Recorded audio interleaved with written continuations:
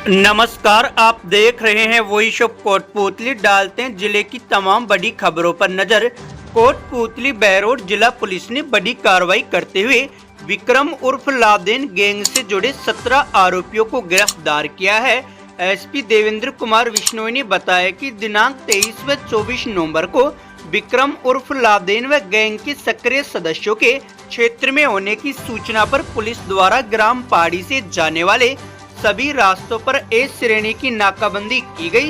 इसके साथ ही विक्रम उर्फ लादेन के घर व उसके संभावित ठिकानों पर दबिश देकर लादेन के घर पर मिले 12 संदिग्ध लोगों को दस्तयाब किया गया और संदिग्ध लावारिस खड़े मिले वाहन एक Scorpio S11, Scorpio N Bolero तथा एक अन्य वाहन को जब्त किया गया तथा नाकाबंदी तोड़ने वाले 3 वाहनों को भी जब्त किया गया।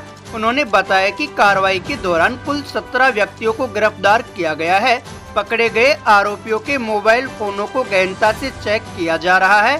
संदिग्ध पाए जाने पर नियमानुसार सख्त कानूनी कार्रवाई की जाएगी। कोटपूतली थाना पुलिस ने कार्रवाई करते हुए कस्बे में गैंगस्टर लॉरेंस बिश्नोई को लाइक फॉलो करने वाले तथा उसके नाम का प्रचार प्रसार करने वाले लोगों के संबंध में आज सूचना संकलन कर लॉरेंस के नाम का महिमा मंडल करने वाली जैकेटें बेचते हुए सिटी प्लाजा से 3 व्यक्तियों को गिरफ्तार किया है तथा उनके कब्जे से मिली 35 जैकेटों को जब्त किया है। थाना प्रभारी राजेश शर्मा ने बताया कि इस प्रकार के कृत्य करने वाले लोगों के खिलाफ आगे भी पुलिस की यह कार्रवाई जारी रहेगी। पुलिस मुख्यालय के निर्देश पर सोमवार को देर शाम जिले के सभी पुलिस थानों द्वारा कस्बे में पैदल मार्च निकाला गया।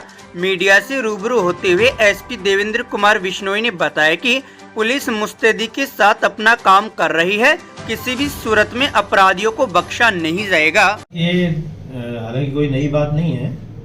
समय समय पर पुलिस के द्वारा कस्बे की जो है पैदल गश्त की जाती है, अधिकारी मूवमेंट करते हैं। क्योंकि आज पुलिस मुख्यालय द्वारा निर्देश दिया गया था कि आज साढ़े 6 से 9 प्रत्येक कस्बों में SHO, COs, एडिशनल SPs, यहाँ तक कि SP भी जो है पैदल गश्त। तो एक उससे 2 फायदे हैं, एक तो टीम स्पिरिट और दूसरा आप कस्बे में पैदल चलते हैं तो एक लोगों में भी एक कॉन्फिडेंस की भावना, सुरक्षा की भावना आती है, पुलिस को देखती है। और जब आप पैदल चलते हैं तो कई समस्याएं सामने दिखती हैं हमारे को।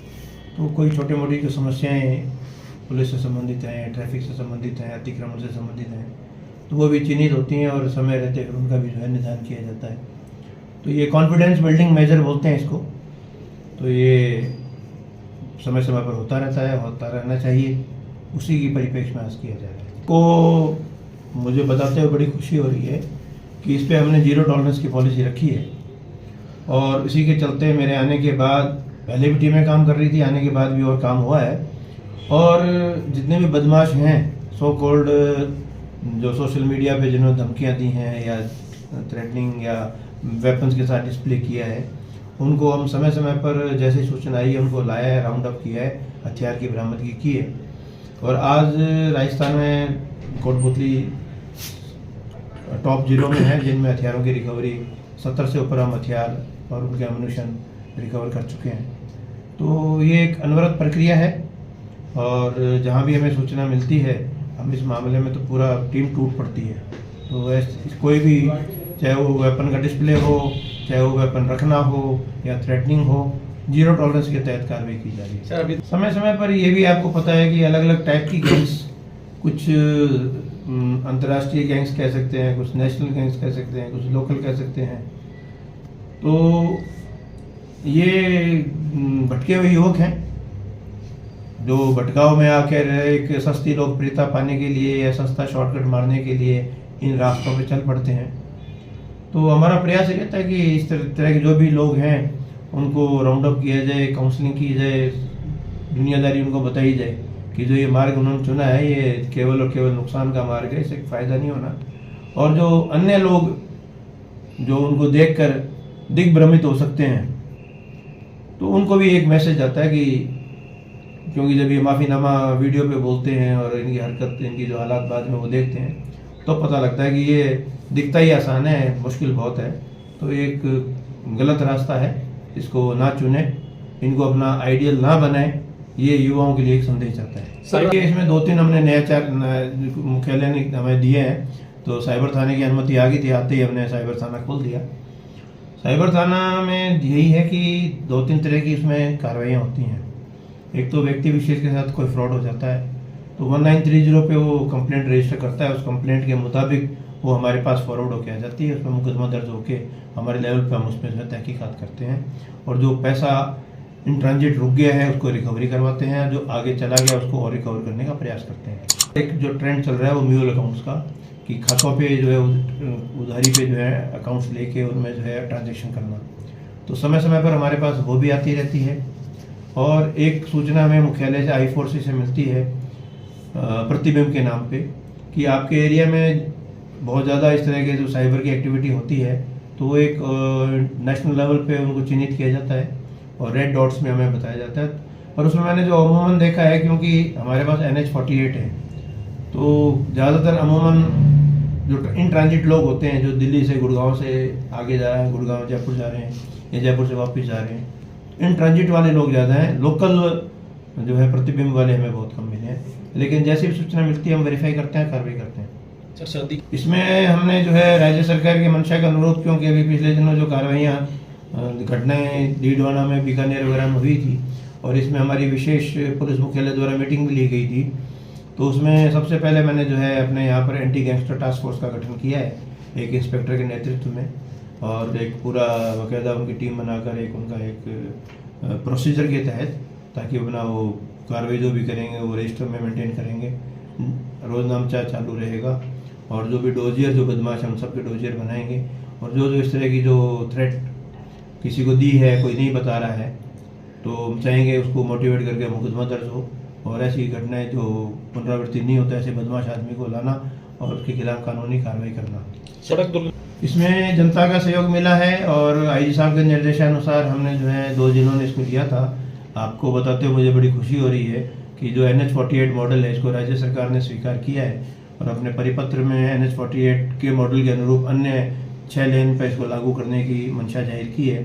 तो निस्संदेह वो हमारी टीम की एक उपलब्धि रही है कि उसको जो है राज्य सरकार पर ये सम्मान मिला है। और इसमें मैं ये कहूँगा कि मेरा भी मानना है, अभी मैं जैसे दिन में रात में चलते हैं, 80% की पालना तो अभी भी हो रही है। सर बहरोड थाने में देखिए, ये चुनौती मेरे पूरे ज़िले में ही है, अकेले बहरोड इससे अछूता नहीं है। यहाँ तक मैं बता दूं कि मैंने मेरी पुलिस लाइन खाली कर रखी है, जितने मेरे पास स्टाफ है मैंने तमाम थानों में बांट रखा है। अब जो भी है इन्हीं साधनों के साथ हमें काम करना पड़ेगा। Thank you sir.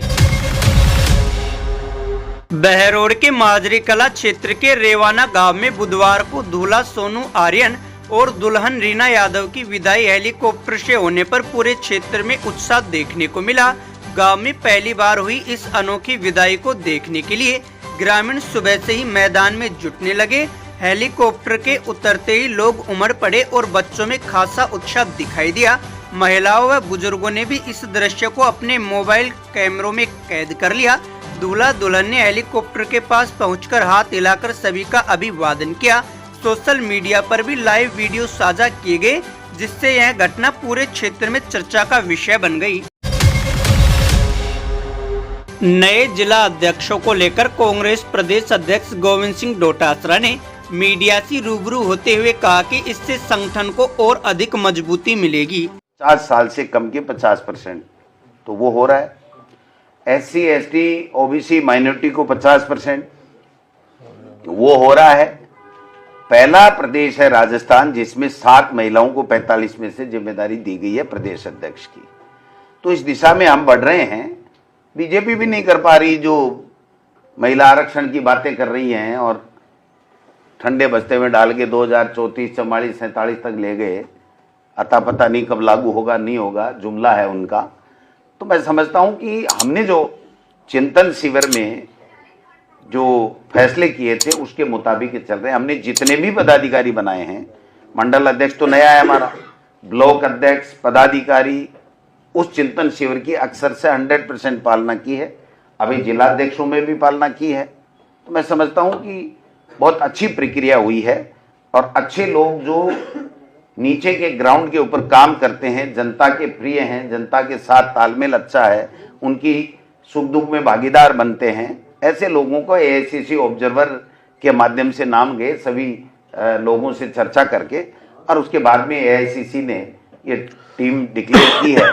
तो इसके लिए मैं उनको भी बधाई देता हूं और आपसे भी आग्रह करता हूं कि आप लोग कोऑपरेट करें, संगठन को मजबूत करेंगे और इस बीजेपी सरकार को जो जन विरोधी कार्य कर रही है उसको नाक में नकेल कसने का काम भी करेंगे। अगर अभी तक आपने चैनल को सब्सक्राइब नहीं किया है तो चैनल को लाइक, शेयर व सब्सक्राइब अवश्य करें।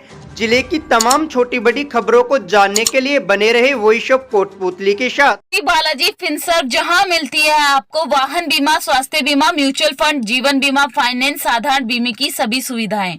कार्यालय बानसूर महाविद्यालय के पास, बाईपास रोड, बानसूर। मुख्य कार्यालय लाल कोठी, कोटपूतली। अधिक जानकारी के लिए संपर्क करें 8302367656।